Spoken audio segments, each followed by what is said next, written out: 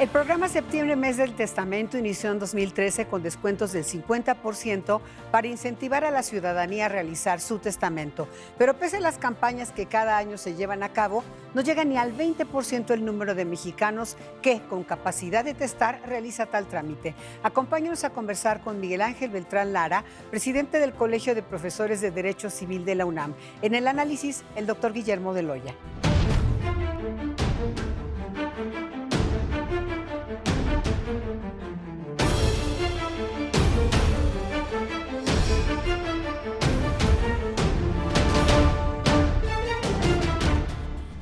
Bienvenido, Miguel Ángel Beltrán Lara. Lo primero que le quiero preguntar es, ¿qué porcentaje de la población ha hecho su testamento? ¿Cuál es el promedio en general? Gracias, Estela. Aproximadamente un 5% de la población es quien tiene testamento. Entonces, es muy importante todas estas campañas para que mucha más gente lo pueda hacer. ¿Es cierto que en la pandemia hubo un incremento de gente que se decidió hacer su testamento?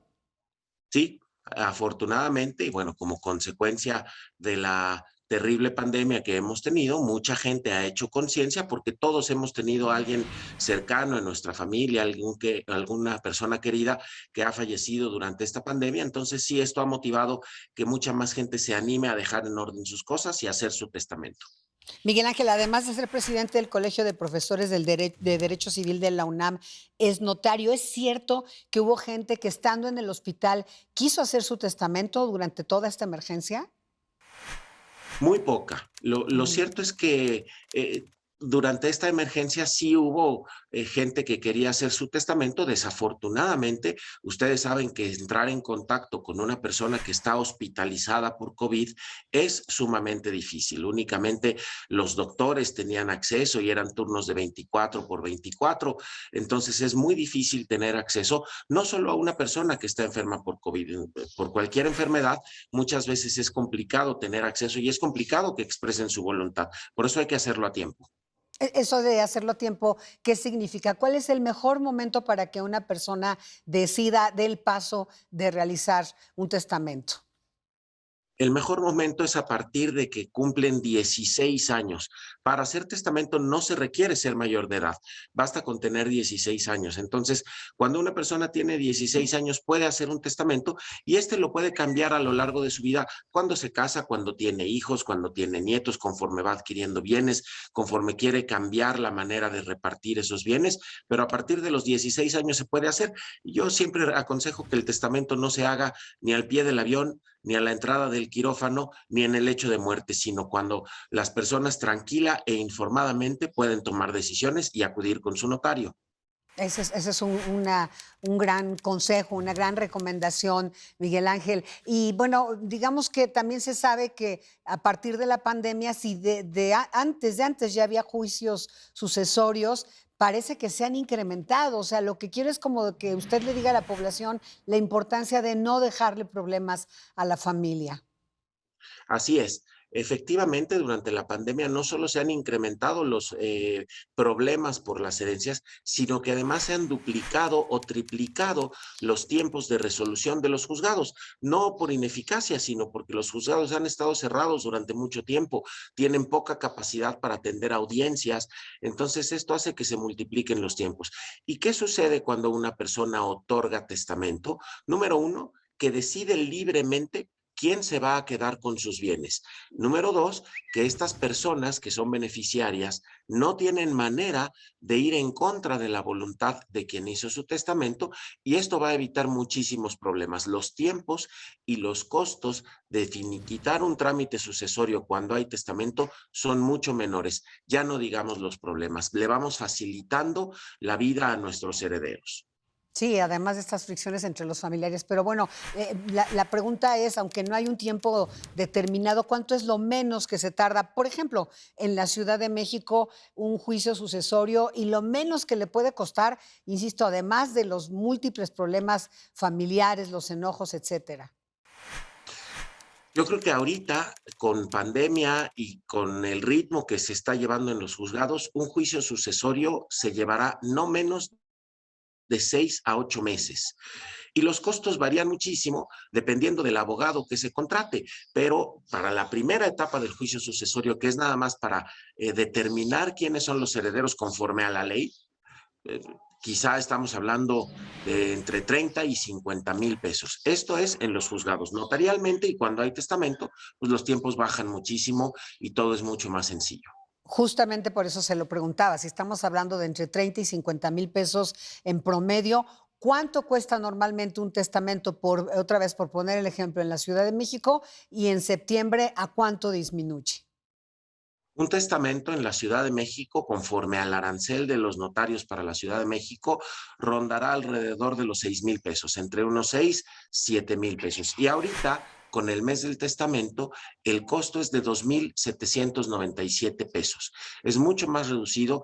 Las notarías están abriendo en horarios extras, estamos atendiendo más gente de la que normalmente atendemos y pues basta un poquito de su tiempo, 1 hora de su tiempo, acudir con el notario para que puedan otorgar su testamento. Es muy sencillo, mucho más sencillo de lo que pudiera parecer. ¿Siempre es presencial?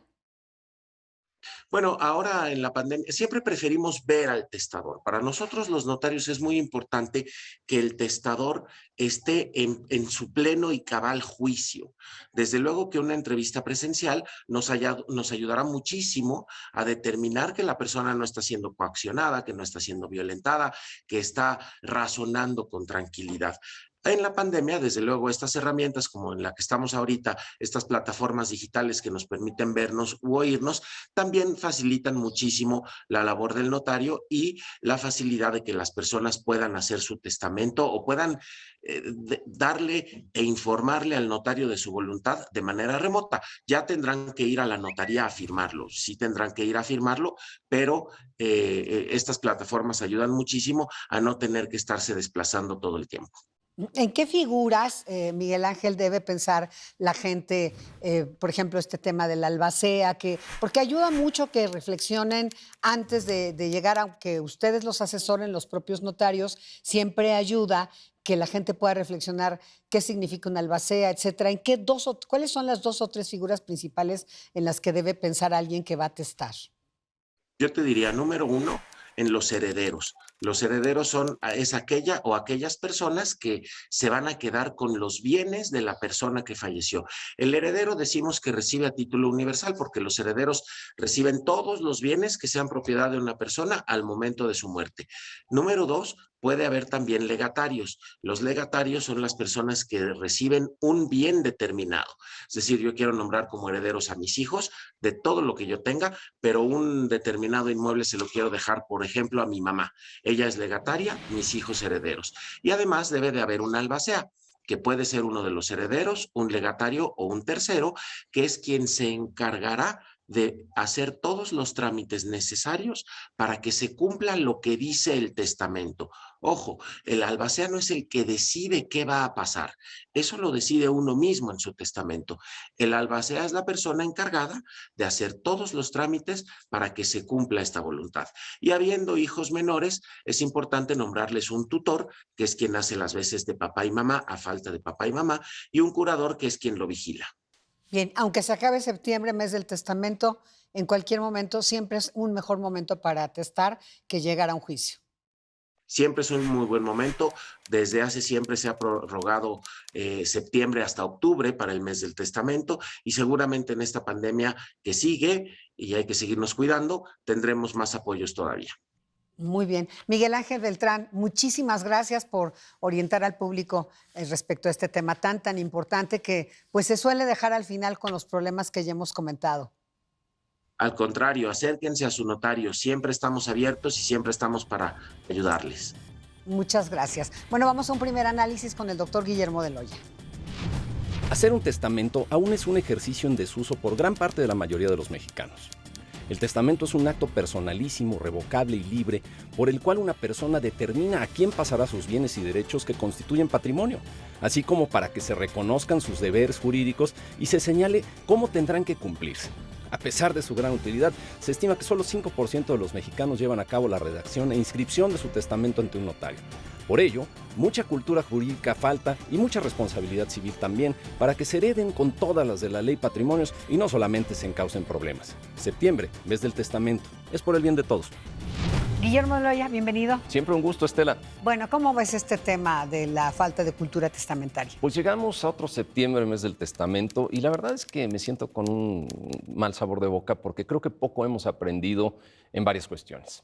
Si nos ha costado trabajo generar cultura alrededor de algo que es sumamente importante, como es la protección sanitaria en una pandemia, el usar cubrebocas, el tener sana distancia, etcétera, mucho más trabajo nos cuesta el generar cultura jurídica alrededor de un instrumento muy necesario, pero que en el colectivo y en el imaginario sigue siendo un trámite complejo y caro.